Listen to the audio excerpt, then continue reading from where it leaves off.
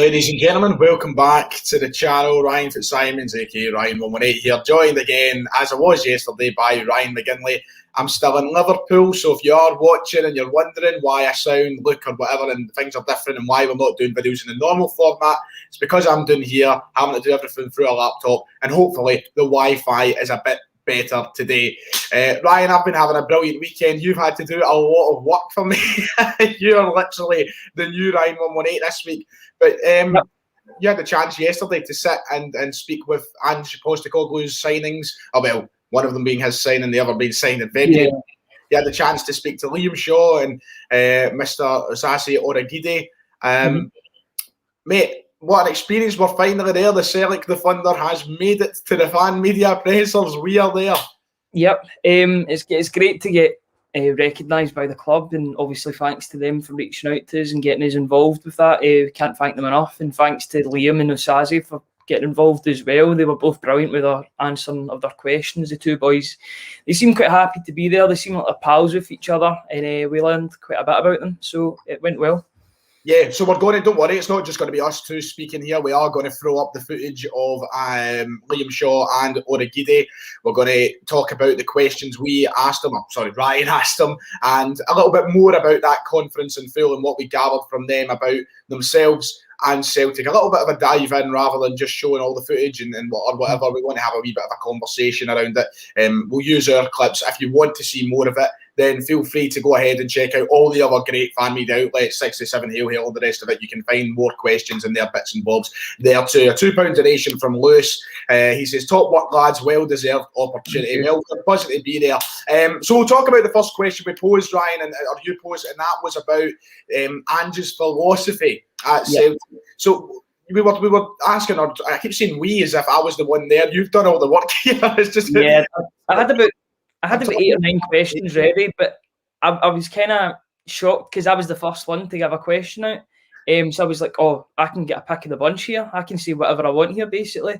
So I thought about I was looking through the questions before I came on, obviously, and then I was like, what one do I want to hear the most? So it was the last one that I'd done that I wanted to hear. But there was a bit of problem with audio, so I had to repeat it a couple of times, but they got the message in the end, which was quite good.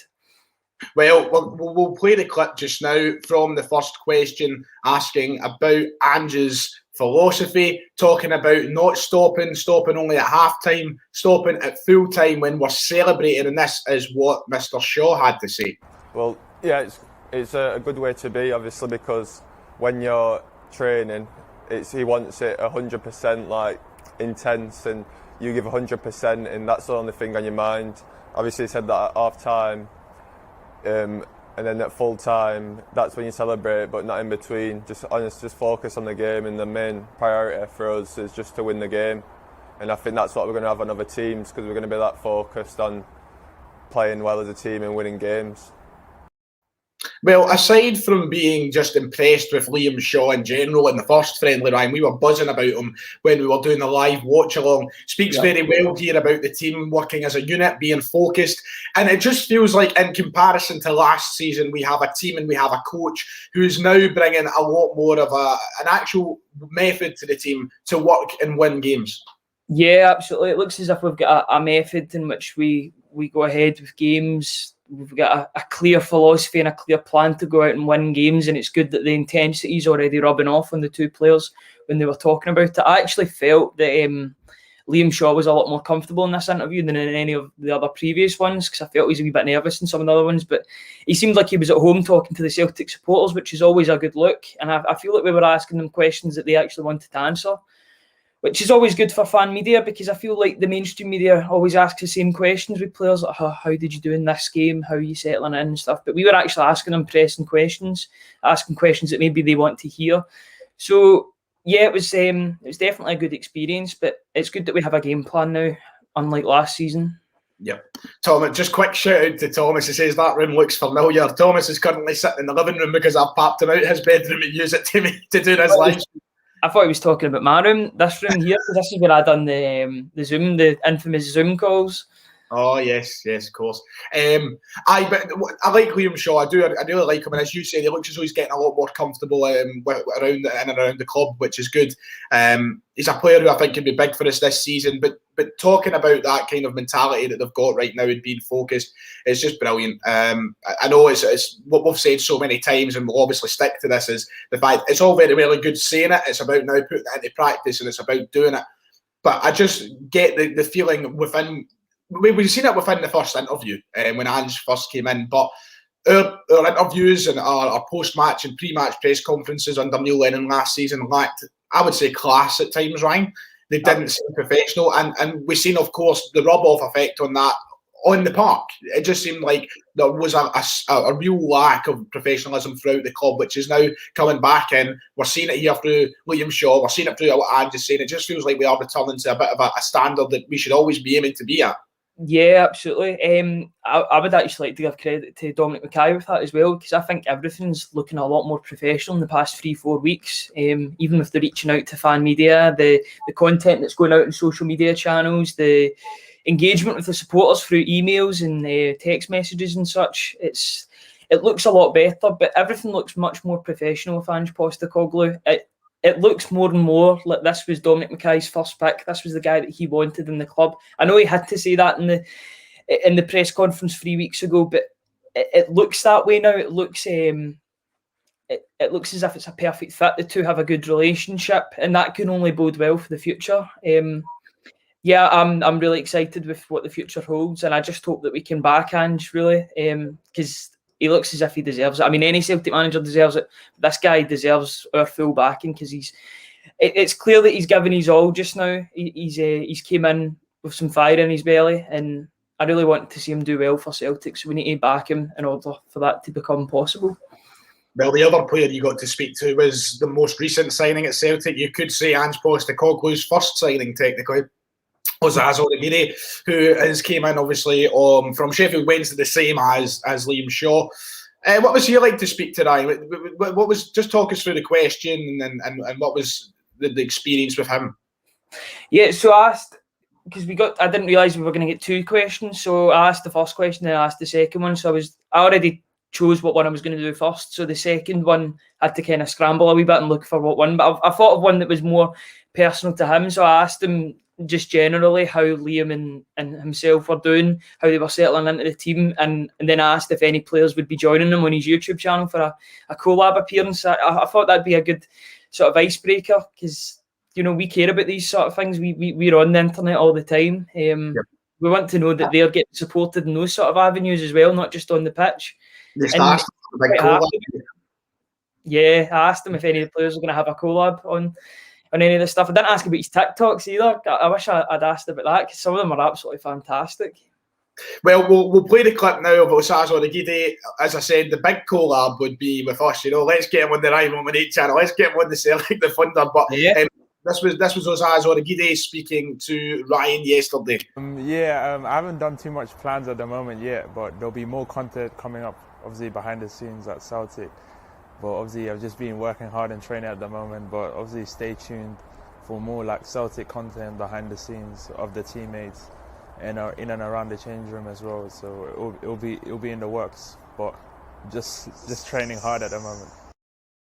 Well, it's nice to see that he's training hard, because we really need to work in the fitness department and all the rest of it. But he seems like that likeable character. A lot of people are taking to him already. He's came in. He seems to have a nice, positive energy. And, it's different to have somebody around the club who does things like this at the YouTube side of things and more creative. It's certainly going to be an interesting guy to follow over the next few years, isn't it? Yeah, definitely. I think both guys gave off a sort of positive aura in this press conference. They seemed as if they were very approachable, likeable young guys. Osaze's very chilled. I think Liam's more prepped in terms of press conferences than Osaze, I would say, but he's definitely the chilled one out the two. He doesn't look like he's full of energy, but his answers are energetic and they're interesting regardless of what he says. So it'll be good to see him grow as a player and as a person, both at Celtic and outside of Celtic as well, in Glasgow and such. But it's good to see them both acclimatising well to their new surroundings, and I hope they both do really well for the club. I mean, Liam Shaw already looks a player, and hopefully I can see a wee bit of Osaze today. Yeah, and ultimately, I think that we're on just to see all the vlogs. Let's get him driving through Easterhouse and see what his reaction is, see what he's like to say. Before we wrap up, just the final sort of segment of the stream. It'll obviously be up afterwards for people to watch back as well. But in general, Ryan, what was your big takes from yesterday's press conference, whether it be an answer or just how it went? How was the vibe? And just talk us through a wee bit of that whole conference and what you picked up. I would put it this way: this wouldn't have happened last season under Peter Lawwell. So I think this is all due to Dominic Mackay, and he wants to engage more with the fan media, which is great because, you know, last season there was a lot of criticism going towards Celtic, but Celtic fans don't want to do that. They don't want to criticise all the time. They want to get behind the team and give their own support through various social channels or media types. So this is a great way to sort of bridge that gap that was kind of widened last season. This sort of, it's like an olive branch getting handed out to us. It's definitely good. It's definitely the future. You seen a couple of weeks ago with all the mainstream media calling it out and saying, "Oh, there's no place for this, such and such." They were slagging one person's question. Look, the questions yesterday were great. I mean, all the different outlets like the Cynic were asking questions, 67 Hail Hail were asking questions, such and such Celtic Exchange and all that. So the fans just seem more engaged with these questions. We want to ask more interesting questions that the fans themselves want to hear. And we want to be that sort of gateway between the fans and the club. I want to ask the questions that the fans want to hear. So this is definitely the future, and I hope we get invited to more, because I'll definitely put in the research before press conferences and ask ask questions that maybe the players want to hear as well, and the manager as well, rather than what I want to hear. I think there needs to be a 50-50. Well, that'll about do it. I think we went for a good wee 15 minutes or so. I'm due at Anfield in the next 10-20 minutes, sadly. So I'll have to get along there. Ryan, thanks very much, mate, and well done yesterday and getting that stuff for us. As I said at the top of the show, there is plenty of different outlets where you can go and have a look at the questions asked yesterday. Of course, we showed the footage from our two here today, but there was a barrel load of questions. There's plenty of people, there's plenty of channels that have already posted the full thing. So if you just search for the fan media conference, it should be there from yesterday.